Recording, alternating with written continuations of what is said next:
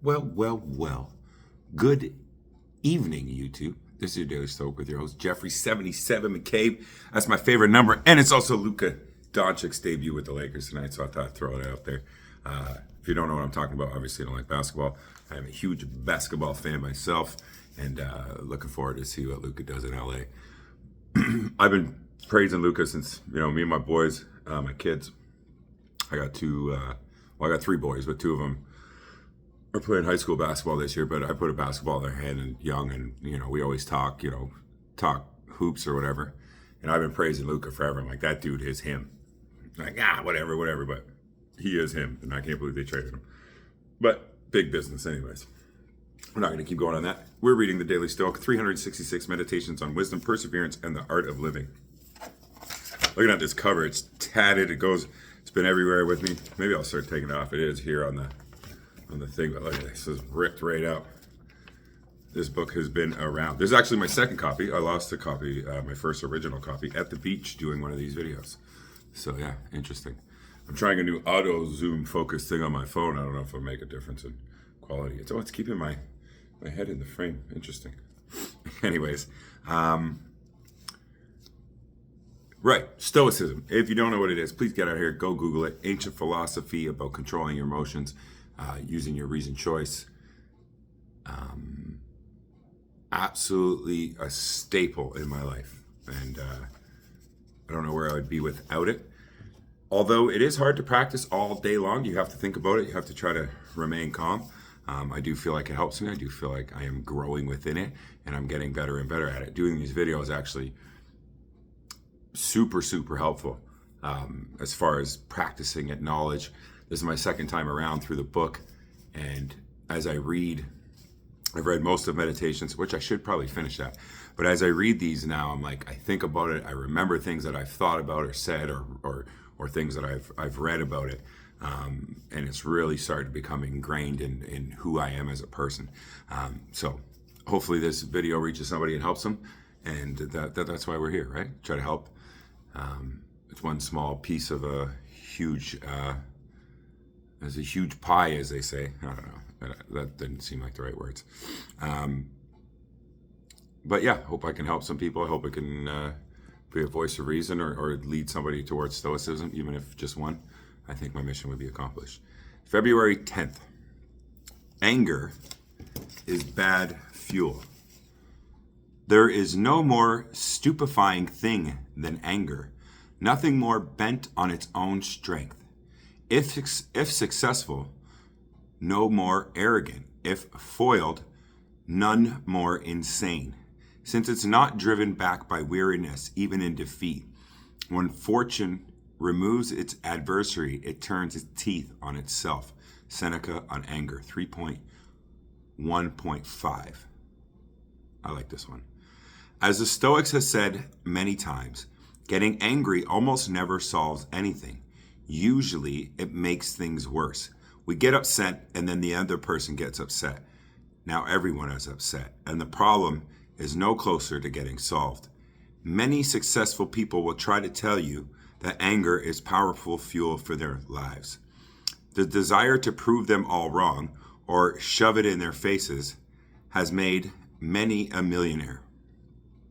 The anger at being called fat or stupid has created fine physical specimens and brilliant minds. The anger at being rejected has motivated many to carve their own path.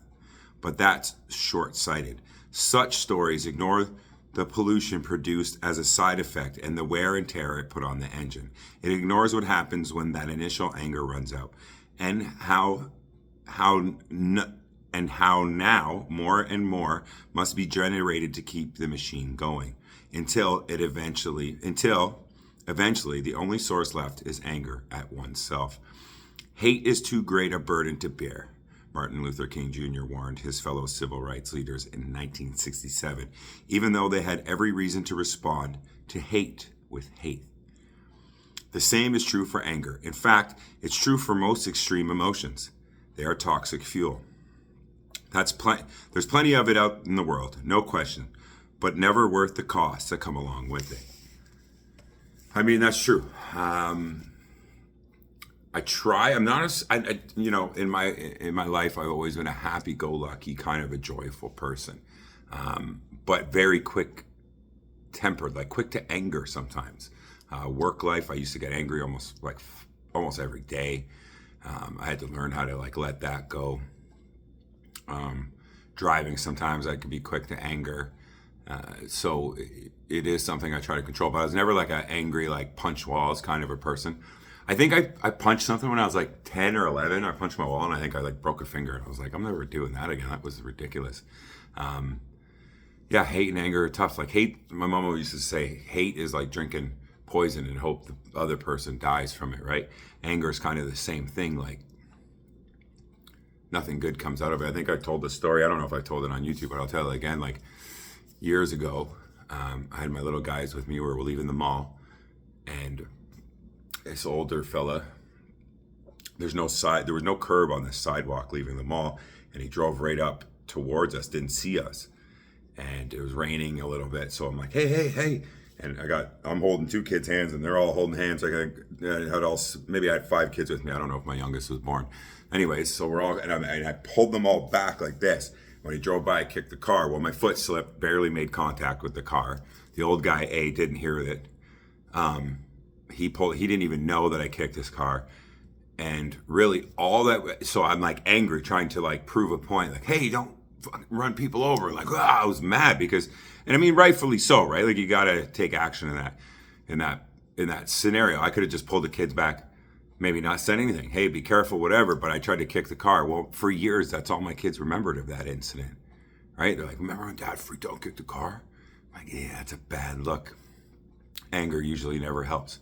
Although I will say, if I ever do get angry at work, or if you've ever cleaned your house angry or made your spouse angry and she cleans the house mad, I mean, you can get some stuff done with that emotion. But like it says in here, it's toxic fuel and it's not going to be good for you in the end, right? Anger, you don't want to have to get angry to get motivated. You don't have to get angry to get things done. You don't want to have to get angry to confront a problem. You know what I mean? So easier said than done.